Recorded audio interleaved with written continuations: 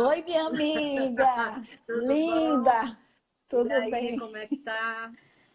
Tô bem, como é que vocês estão por aí? Hoje tá frio aqui, tu Ai, acredita? Já que começou o frio. inveja, que inveja, que aqui tá um calor medonho, muito quente, muito abafado. Ai, mas o problema do frio é que propicia mais ainda, né? A propagação É, do vírus. é, mas Mas não tem jeito. vocês estão bem aí, vocês estão numa condição sim, de pelo menos estarem regulares aí. Aqui o Ceará é que está É, na terceira posição aí, cheio de contaminados, né?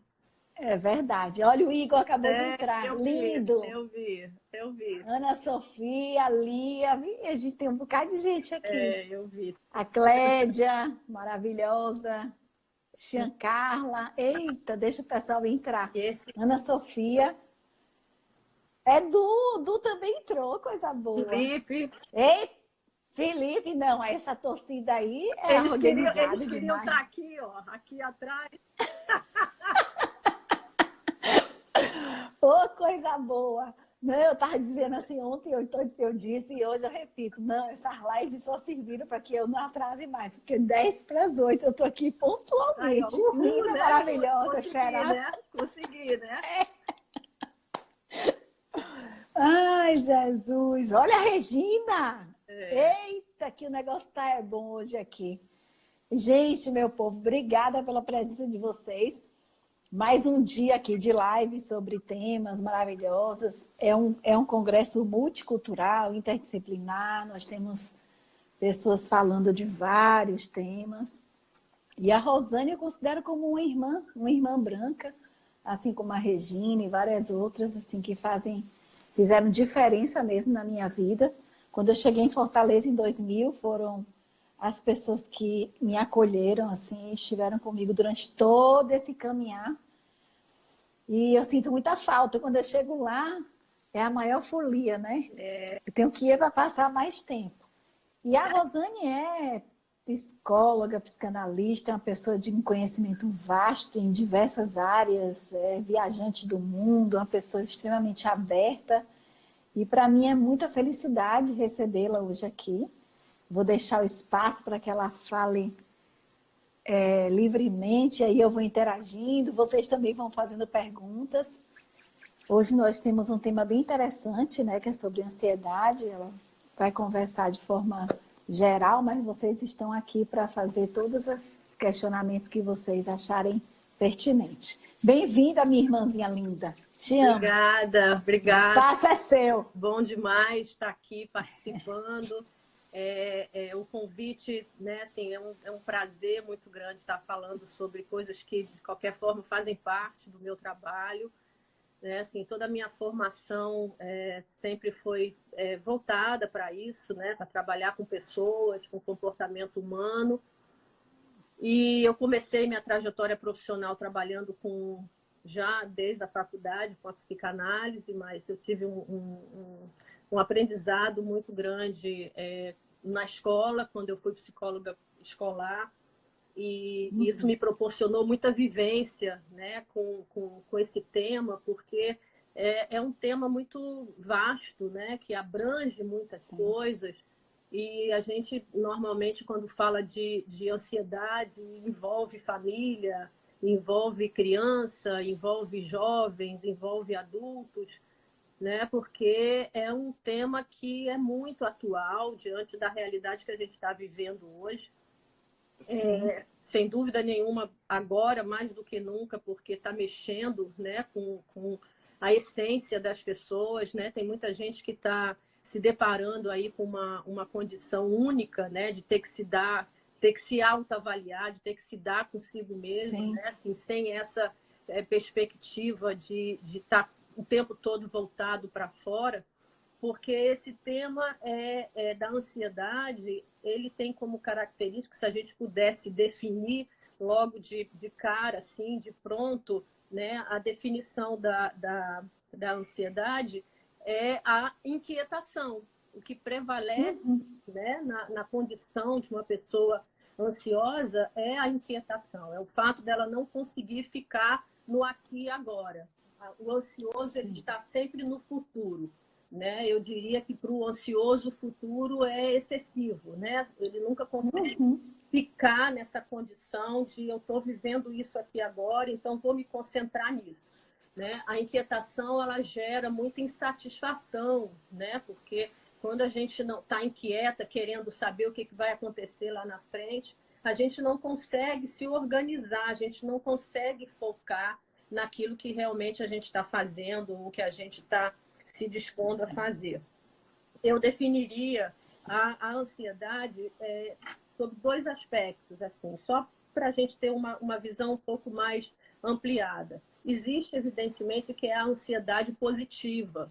A ansiedade positiva é Sim. aquela natural, né? Assim, eu vou fazer uma prova amanhã, então eu estou ansiosa para saber se eu vou me dar bem, né? Eu tenho uma viagem, então eu estou ansiosa, fico atenta para não perder horário, para não perder, né, assim, o voo, né? Então são ansiedades que a gente considera natural porque é da vida normal, da vida cotidiana, Sim. né? Assim, isso é até bom porque deixa as pessoas atentas, deixa as pessoas focadas, né? Deixa as pessoas num estado de alerta para tudo acontecer de uma forma certa, né? Então, isso acontece, né? Assim, a gente não pode colocar tudo numa condição de toda ansiedade é ruim. Não, existe a ansiedade positiva, que é aquela que faz com que você acabe definindo, acabe indo em direção a alguma coisa que você quer muito realizar, né?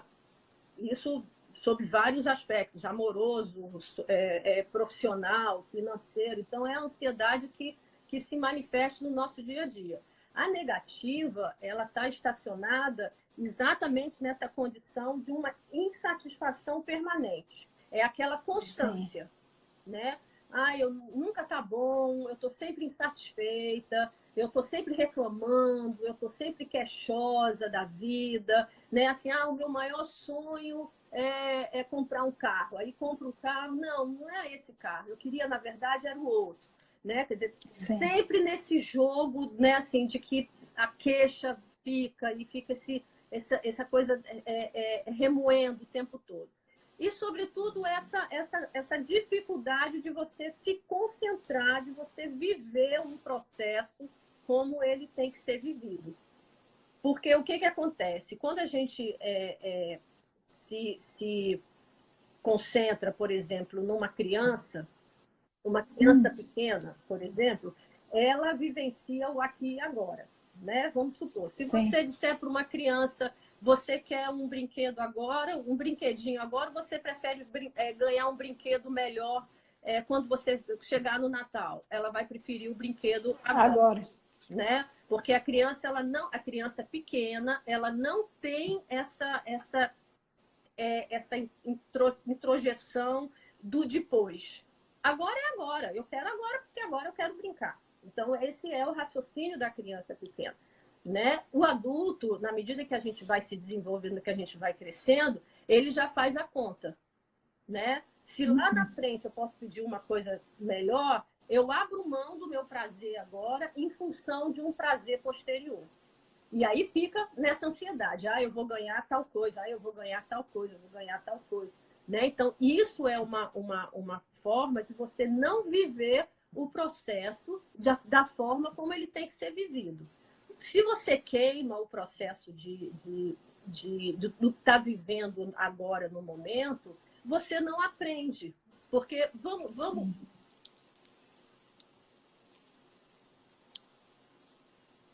atenção, quando a gente não vive esse processo do que eu estou vivendo agora, a gente não acessa o aprendizado. Isso é uma coisa, Ana Cláudia, que a gente vê muito no processo terapêutico, porque quando a gente realmente não consegue viver um processo, a gente não aprende. Porque o processo envolve a dor. Não dá o passo, né? Não dá o passo para seguir. A gente não vive a dor, a gente não vive o desafio, né? A gente não vive as situações que nos fazem aprender. E aprendizado é fundamental para que você tenha um autoconhecimento. É daí que vem o autoconhecimento. Eu estou pronta para viver isso daqui. Né? Então, quais são os fatores que a gente acaba vendo que isso favorece muito para a ansiedade? Os estímulos externos. Hoje a Sim. gente tem muitos estímulos externos, né? Hoje a gente tem uma demanda externa muito grande, que desde a criança pequena, ela é estimulada a viver isso. Quando você entra num restaurante, que você vê uma família conversando entre si, e a criança no iPad, num joguinho, fora daquele lugar, né, de comunicação, você está favorecendo para ela não fazer parte desse processo de aprendizado. Isso é seríssimo, né? Então, assim, Exatamente. e é na medida em que você vai oferecendo à criança mais coisas, e mais coisas, e mais coisas, e mais coisas, e a criança vai saindo desse lugar, né, assim, dessa prontidão de ir vivendo uma coisa de cada vez. Né? Então, quando isso não é vivido, você não tem um aprendizado, e quando você não tem esse aprendizado, você naturalmente você deixa de exercer a gratidão. Eu só posso ser grata por aquilo que eu aprendo, por aquilo que entra para dentro mesmo, né? Que faz essa introjeção psíquica que a gente diz na psicanálise. Né? A introjeção psíquica é aquela que você identifica o seu desejo. Se não tem o Sim. desejo, você não tem como viabilizar uma construção de espera. Esse é um verbo que hoje em dia não se usa mais, né? Vamos combinar que é um verbo que Sim. não existe. E esperar é uma coisa que não existe hoje nos jovens, né? Antigamente, você esperava horas para poder falar com uma pessoa, não existia isso que a gente está fazendo aqui, né? Você ia pedir para gravar alguma coisa para poder você lançar e tudo mais. Então, agora é tudo muito simultâneo, agora é tudo muito rápido. E isso faz com que as pessoas também acelerem o seu processo. Então, a gente tem as redes sociais como vilã dessa história, a gente tem a vida dos outros nessa condição de espectadores, que a gente sempre acha que a vida do outro é melhor, né? Porque está postando foto, né? Nos Alpes suíços, porque está postando foto com a roupa nova, porque está na balada, não sei das quantas. Então, a vida do outro parece muito mais interessante. O nome disso é para um processo de desenvolvimento psíquico, abala a autoestima. Né? Sim. Quando você não tem uma autoestima estruturada, você tende a abandonar os seus próprios referenciais de valores. E você coloca isso na mão do outro. Então, é esse lado de fora, aí, social, cultural, né, que vai dando o comando para você poder entender o que é que você de fato é. Então, uma das formas de você entender a ansiedade é a falta de reconhecimento do seu próprio eu. Isso é um fato. Quando você não tem essa identidade, você fica muito vulnerável aos estímulos externos. Então, essa prontidão, eu quero tudo na hora, eu não quero esperar, eu quero que tudo venha ao seu tempo. Por exemplo, a gente tem muitos fatores, assim, a questão da ansiedade com a frustração, né? Por exemplo, hoje a gente vê o quê? Quando a gente... Estou dando os exemplos para depois vocês irem arrumando isso melhor e a gente poder falar especificamente de cada coisa. Mas a identificação que eu vejo muito, por exemplo, na clínica, quando algum paciente fala para mim, Rosane, eu vou viajar tal mês, e aí eu já vi na internet como qual é o hotel, o que tem, o que eu vou fazer lá, os caminhos que eu vou seguir, eu vou conhecer tal coisa, aí eu vou fazer assim, aí eu vou pegar o carro não sei aonde. Quando você chega no lugar, o lugar não tem mais o encanto, porque você já foi antes. Todo esse acesso, né, de conhecimento, quando você chega lá para a viagem dos seus sonhos, você diz, é só isso. Claro, você já conheceu, você já antecipou tudo. Né? Então, você não se permite, né, viver a surpresa, você não se permite ser surpreendido. Hoje em dia está todo mundo previamente preparado, armado. Isso nas relações amorosas, né? Isso nas relações sociais, né? Assim, quando alguém é interessante, você até ali fica conversando, mas assim, as relações elas não estão mais tão profundas, elas estão mais superficiais, Sim. porque é na medida do interesse de cada um, né? Assim, cada um vai fazendo do seu jeito, cada um vai tendo um jogo de interesses que vai favorecendo para você ter ou não interesse para aquele tipo de coisa, né? Então, dependendo da sua estrutura, aí é onde entra, né, as questões psíquicas propriamente ditas. A ansiedade pode provocar uma série de derivações, né?